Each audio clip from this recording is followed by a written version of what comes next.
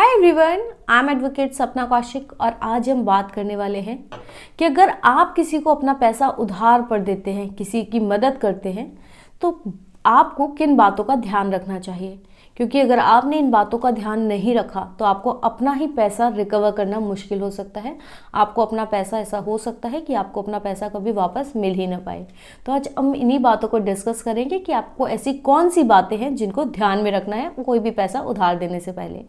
लेकिन उससे पहले एक और इम्पॉर्टेंट बात कि अगर आपने हमारा यूट्यूब चैनल अभी तक सब्सक्राइब नहीं किया तो प्लीज़ चैनल को सब्सक्राइब कीजिए ताकि हम आपको ऐसे ही लीगल अपडेट्स दे सकें। आपने अक्सर देखा होगा कि अगर कोई भी व्यक्ति किसी को पैसा उधार देता है तो कई बार ऐसा हो जाता है कि दूसरा व्यक्ति वो पैसा वापस देने से मना कर देता है, या इसके अलावा वो सामने वाले व्यक्ति पर उल्टा ये केस लगा देता है कि वो डरा धमकाकर उससे पैसा मांग रहा है। तो ऐसे केसेस में आपको क्या करना है, कौन सी बातों का ध्यान रखना है जिससे कि आप आसानी से अपना पैसा रिकवर कर सकें। सबसे पहली बात जो याद रखनी है वो ये कि किसी को भी कैश में पैसा उधार ना दें। किसी को भी उधार कैश में नहीं देना है। अगर देना ही है तो ज़्यादा से ज़्यादा 10,000 रुपये कैश में दे सकते हैं। अगर उससे ज़्यादा का अमाउंट देना है तो हमेशा कोशिश करें कि बैंक अकाउंट में ट्रांसफ़र करें या चेक के थ्रू पेमेंट करें, नेट बैंकिंग के थ्रू करें, पर बैंक अकाउंट में ही ट्रांसफ़र करें ताकि कोर्ट में जाकर आप ये साबित कर पाएँ कि आपने सामने वाले व्यक्ति को पैसा दिया था और उसकी देनदारी बनती है वो व्यक्ति अब आपको पैसा वापस करे। अगर आप किसी को सामान उधार देते हैं, माल उधार पर देते हैं, तो कोशिश करें कि उस माल के लिए रसीद कर आप सामने वाले व्यक्ति को काट कर दें, बिल काट कर दें, जिस बिल में टैक्स का अमाउंट लिखा होना चाहिए और कौन सा सामान दिया है, किस रेट पर दिया है, सारी डिटेल्स उस बिल में होनी चाहिए। और अगर कोई टैक्स लायबिलिटी बनती है तो हमेशा सुनिश्चित करें कि आपने वो टैक्स का अमाउंट गवर्नमेंट को पे कर दिया हो। इसके अलावा अगर आप फाइनेंस का काम करते हैं, मतलब कि अगर आप ब्याज पे लोगों को पैसा देते हैं और ये आपका बिजनेस है, तो आपने रजिस्ट्रेशन करवाया होना चाहिए। अगर कोई भी व्यक्ति बिना रजिस्ट्रेशन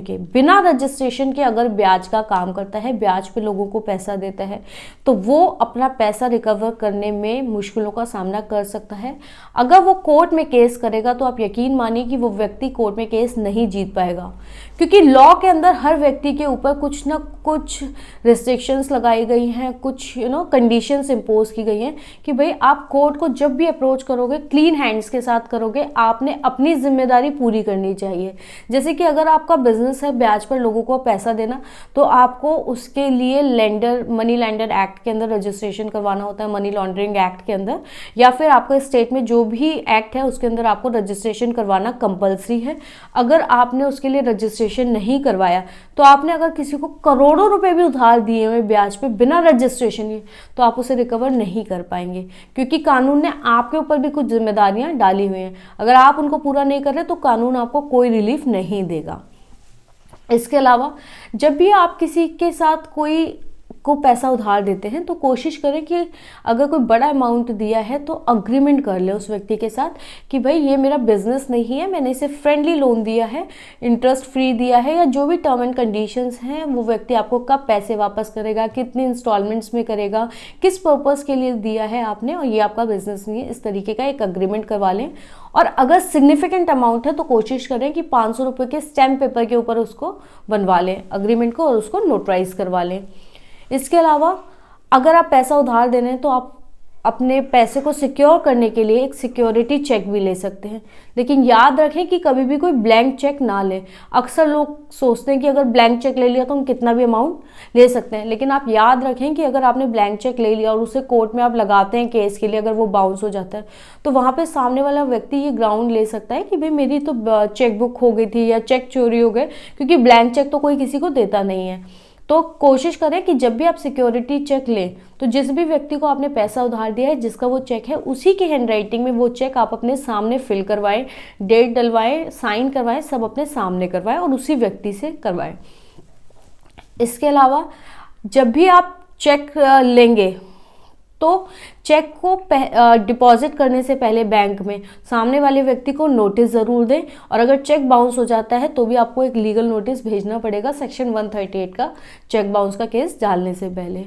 अगर आपके पास सिक्योरिटी चेक नहीं है तो भी आप अपना पैसा रिकवर कर सकते हैं, अगर आपने सारी बातों को ध्यान में रखा है, 10,000 से ज़्यादा का अमाउंट कैश में नहीं दिया है, बैंक ट्रांजैक्शन की है, अग्रीमेंट किया हुआ है, आपके पास प्रॉपर सारे डॉक्यूमेंट्स हैं कि आपने सामने वाले व्यक्ति को दिया था, उसकी मदद की थी और आपकी रिकवरी बनती है, और आपके पास चेक नहीं है तो भी आप CPC यानी कि सिविल प्रोसीजर कोड के तहत आप रिकवरी सूट डालकर अपना पैसा रिकवर कर सकते हैं। बस आपको इन सारी बताई गई बातों को ध्यान में रखना है। आपको ये वीडियो कैसा लगा और आप किन और मुद्दों पर वीडियोस चाहते हैं, प्लीज़ कमेंट सेक्शन में बताएं।